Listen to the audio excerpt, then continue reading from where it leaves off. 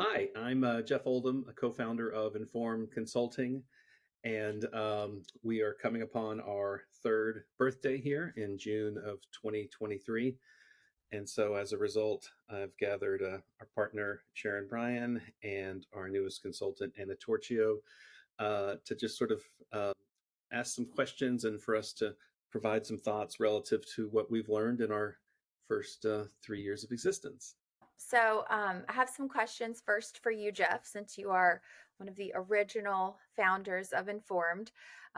What was really your vision when you started Informed Consulting? Originally, um, it began before starting the company, um, and I just came upon.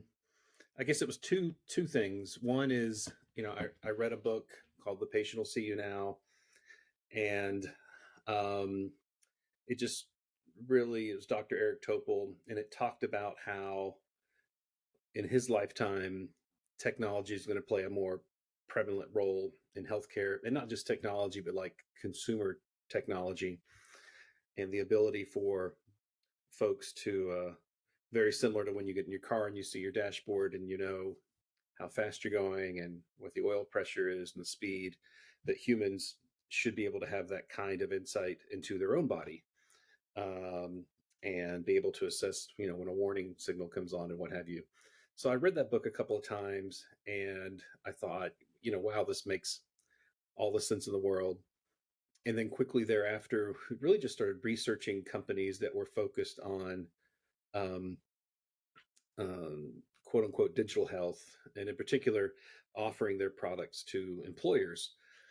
And so I was fortunate at the time working with another company to where a team of mine, we were able to look at these early stage companies and to assess if they would be good fits for our employer customers and health plan customers, and got to interview just a bunch of entrepreneurs and venture capital folks.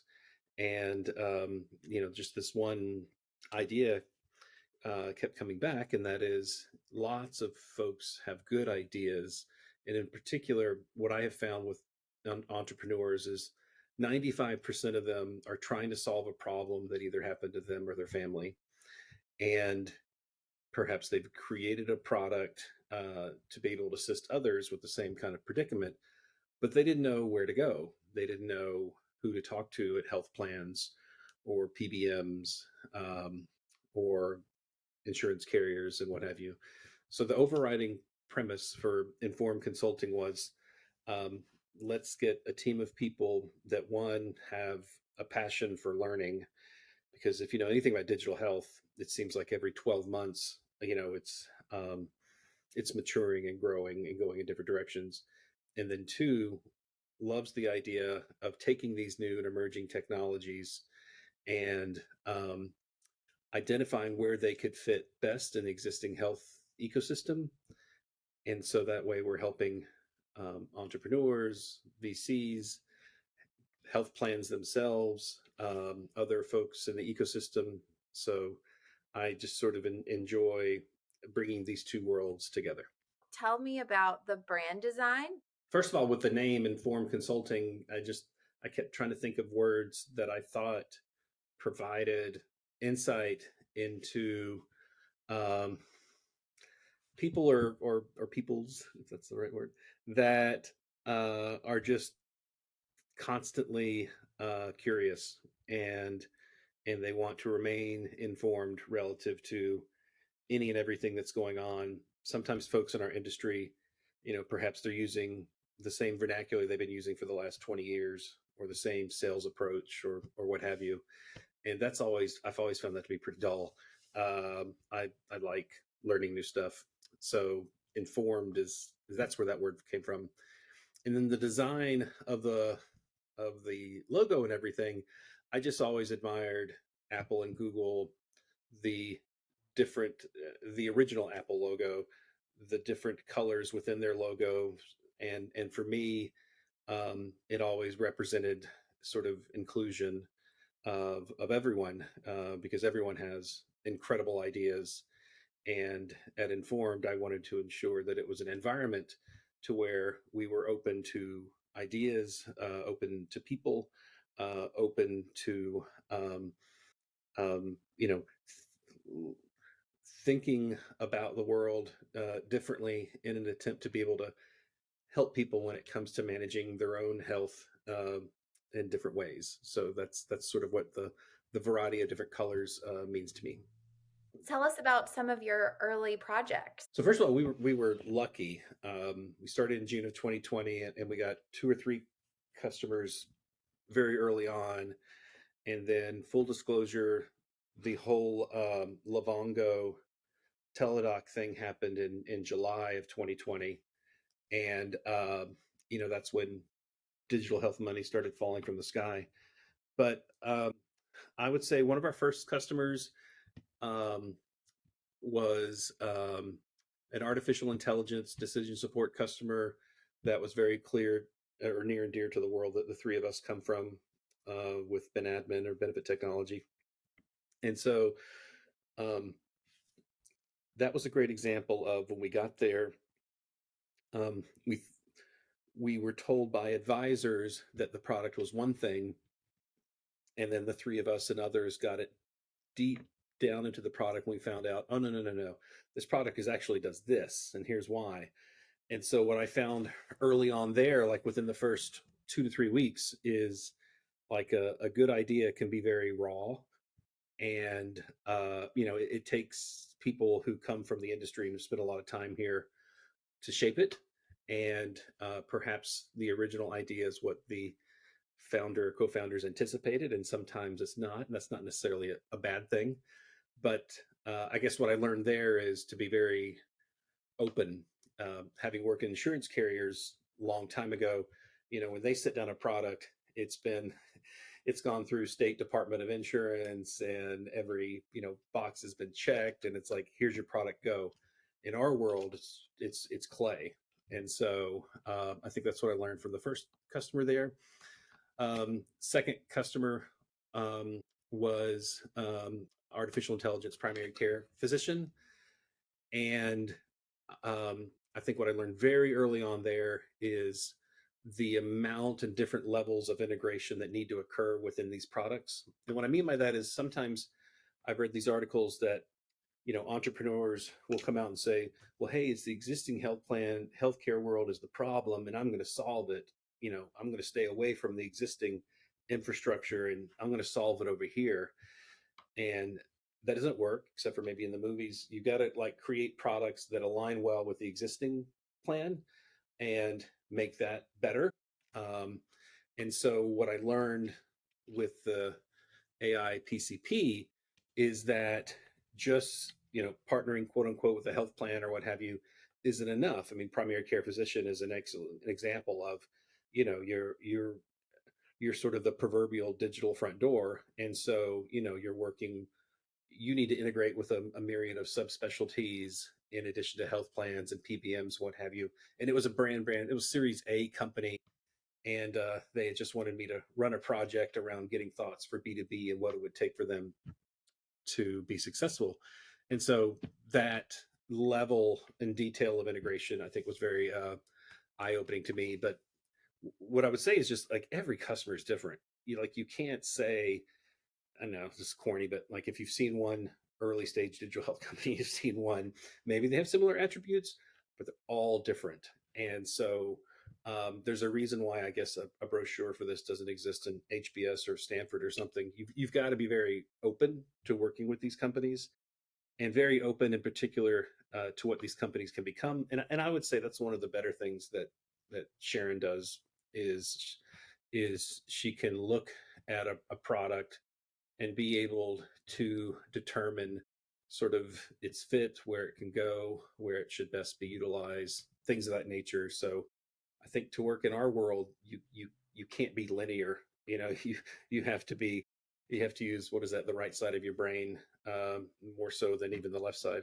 Or do I get them wrong? I always get it wrong. It's that public school thing of me. But anyway, that's what I enjoy, like in working with Sharon the most, is she also has this like wide-eyed curiosity, as I do, which I think is like, in order to help these people well, I think you have to have that kind of open-mindedness.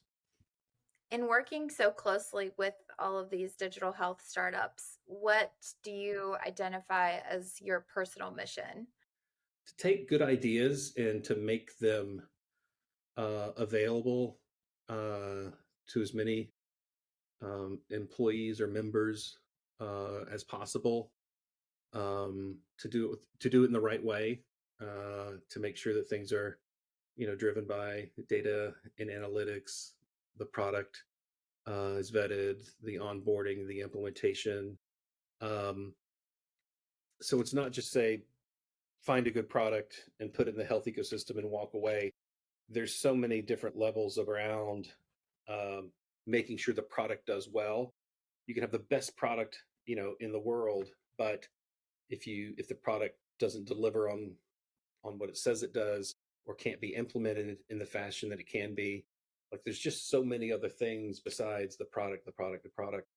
And so I would say my mission is to work with companies who have that desire to not only just build good things, but to implement them and service them as equally as well as they've spent the time building them. In late 2022, you brought on a new partner in Sharon Bryan. Um, in addition to her wide-eyed curiosity, tell us about how that partnership came to be and what that's been like. Sharon is incredibly passionate. Sharon is not afraid to voice her opinion when she sees something that needs to be fixed. And you may be thinking, well, geez, can't everyone do that? And I would just say, sometimes when you're working with entrepreneurs or what have you, they're surrounded by people who just like to say yes, yes, yes. So you actually need somebody in your huddle that is willing to take a step back and go, I think there's other ways for us to do this, or maybe the original intention isn't right. And so Sharon is like, she's like the three-legged stool of, yes, she's incredibly curious and hungry. She's crazy smart, but then also she's not afraid to have the difficult conversations. And this can be with a founder, this can be with a prospective partner, this can be with an employer. I have found that Sharon is the best in the business at being able to find something that's not working, convey why it's not working, and everyone drops the phone call thinking, "Wow, that was the most professional thing I've ever heard." She really articulated that very well. In fact, Sharon and I were on a call with a prospect 2 or 3 weeks ago, and the founder out of nowhere texted me and said, that was the most in-depth conversation that he had ever had about his product, and his product has been in the market for 25 years. So like Sharon's able to convey all of that super quickly and come across immediately as really all three of them curious, smart, and then also just has really good critical thinking skills. I'm going to transition to ask Sharon a few questions as well as the latest partner with Informed. So, Sharon, you joined Jeff as a partner in January.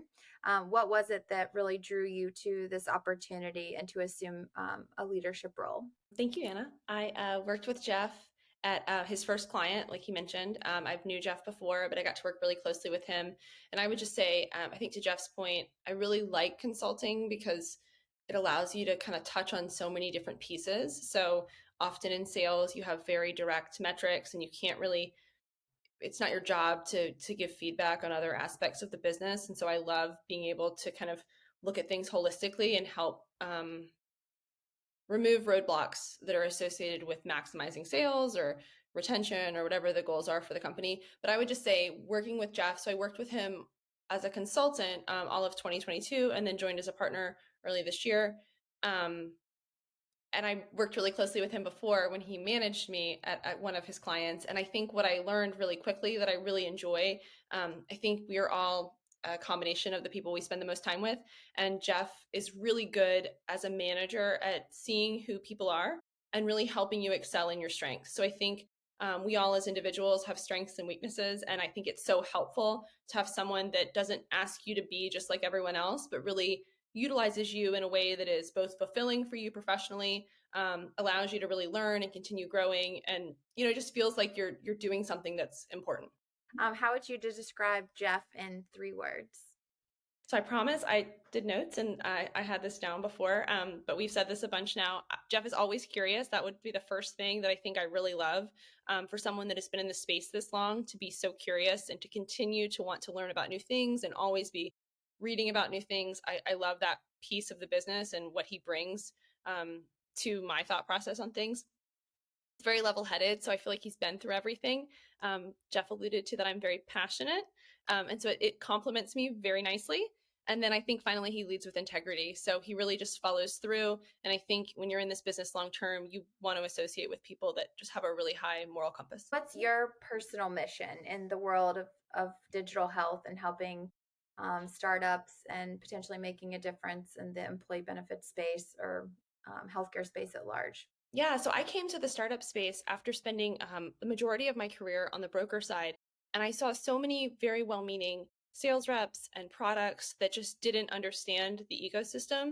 And I don't feel like they truly understood how important it was to really fit very tightly within that ecosystem. So I would say my, primary driver for helping these companies is having tighter integrations so that you can have a better user experience. So I feel so strongly that, similar to a restaurant that starts, there's a lot of great chefs, and restaurants that fail because they don't get the operational side or the management side. They don't understand, the full distribution piece of it. So helping these really great ideas kind of come to fruition and find their space within the ecosystem is something that I think is a win for the user, it's a win for the broker, and then of course it's a win for the company themselves. Where have you found that you, as a consultant to these entrepreneurs, have been able to make the biggest impact with informed clients? I would say we are really fortunate to have a ton of contacts that we've worked with over the years, and oftentimes these founders have advisors, but maybe they haven't talked to these different stakeholders within the industry. So they focus a lot on large employers, and so I think it's really helpful to be able to help them facilitate a conversation with a health plan or a care navigation company, or just for them to understand how broad this space is and how important these like indirect influencers are and how important they can be to the profitability of their business. So the company's really grown since 2020. What do you attribute this to? I think it's probably two or three things. One is, some folks had said that the pandemic really accelerated digital health. Um, and I'll never forget when the Livongo Teladoc merger occurred. It was one of the CEOs, I believe the CEO of Teladoc, said, this is something that is happening 3 to 4 years before I thought it would, and it's solely because of the pandemic. So I think that's one of the reasons why that we're growing, is because the market is growing as well. Two is, we're sort of in this unique phase of digital health in that digital health 1.0 started very, very broad, and 2.0 is getting more personalized, which means, there's more companies that are coming that need more help. So, to give an example, behavioral health is a common one, where lots of behavioral health companies are in the market and have been for a number of years.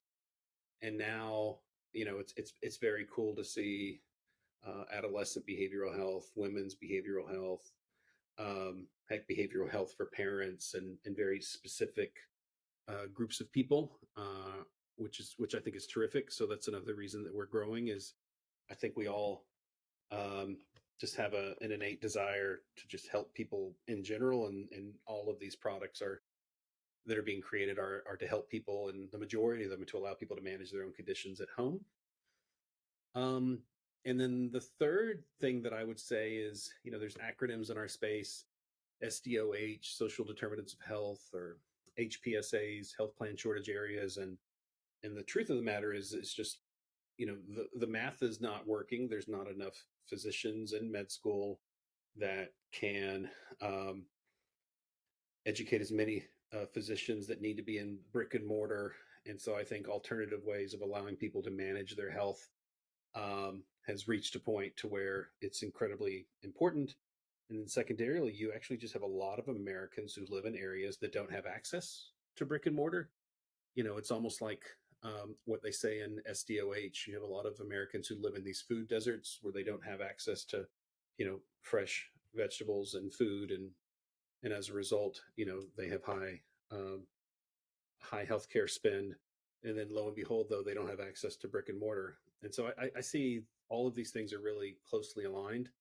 And I think people are more cognizant of them now. And as people begin to determine, what drives SDOH, a commonality is going to be ensuring that digital health continues to grow to help people, irregardless of, gender, race, education, religion, what have you, but to really, as Dr. Topol said, democratize healthcare.